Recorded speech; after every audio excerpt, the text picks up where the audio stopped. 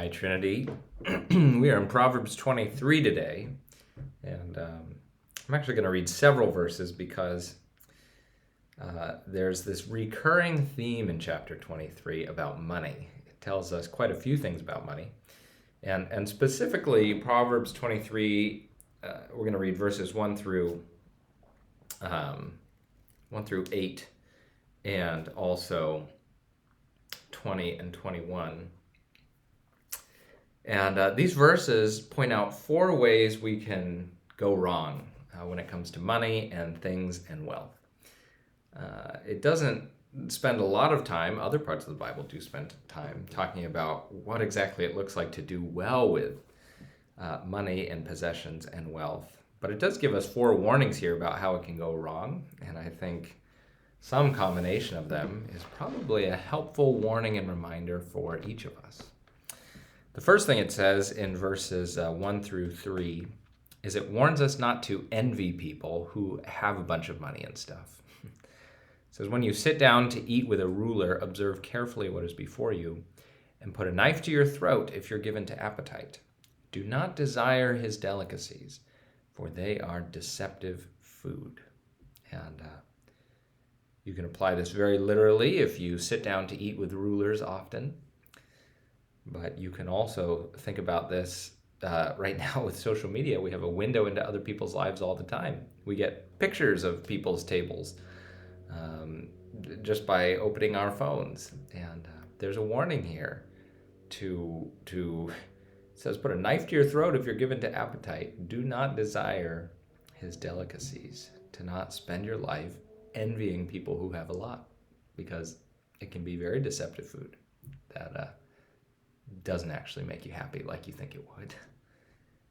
And then there's the second part in verses 4 and 5 that says, do not toil to acquire wealth. Be discerning enough to desist. When your eyes light on it, it is gone. For suddenly it sprouts wings, flying like an eagle toward heaven. Reminds me of the man who built extra barns to store all of his stuff that Jesus talks about. And the second warning is, don't spend all of your time just trying to pile up money, because it can disappear in a moment, and you will have wasted all that time and effort. Money is not really there to be piled up just for its own sake. But then it also says, don't be stingy with what you do have. In fact, it says, don't eat the bread of a man who is stingy. Do not desire his delicacies, for he is like one who is inwardly calculating. Eat and drink, he says to you, but his heart is not with you. You'll vomit up the morsels you've eaten and waste your pleasant words. So we're not trying to just pile up wealth, but stinginess too is not a good way to honor God with our money. It's acquiring too much wealth, showing off the things we have and making other people envious is deceptive. It's already used that word, deceptive. It's giving people an impression that you have enough money that you're happy, which isn't really how money works. But being stingy, and especially secretly stingy, and resenting people for eating well at your table is also deceptive. And it seems that is something we need to avoid as well.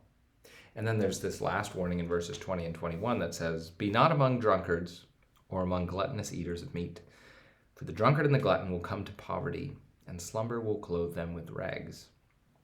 Which is interesting because while it's just talked about not being stingy, now it says also don't be a glutton.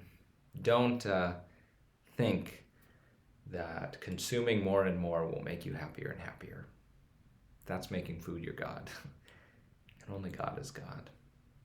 You know, what I like about these warnings more than anything is that they show us that we can fall off of the platform we want to be standing on in lots of different ways. We can overcorrect from one of these things and end up falling down in another.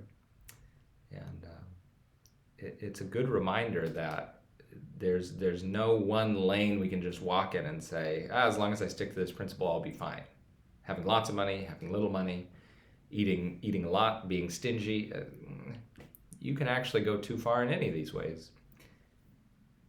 Instead, like Proverbs has emphasized again and again, The only real way forward is to walk with God, to make each decision, to have more, less, save more, give more, spend more or less, walking with God, asking God, obeying God, trying to honor God. And God will help us avoid all of these traps and more because he made these things for his good.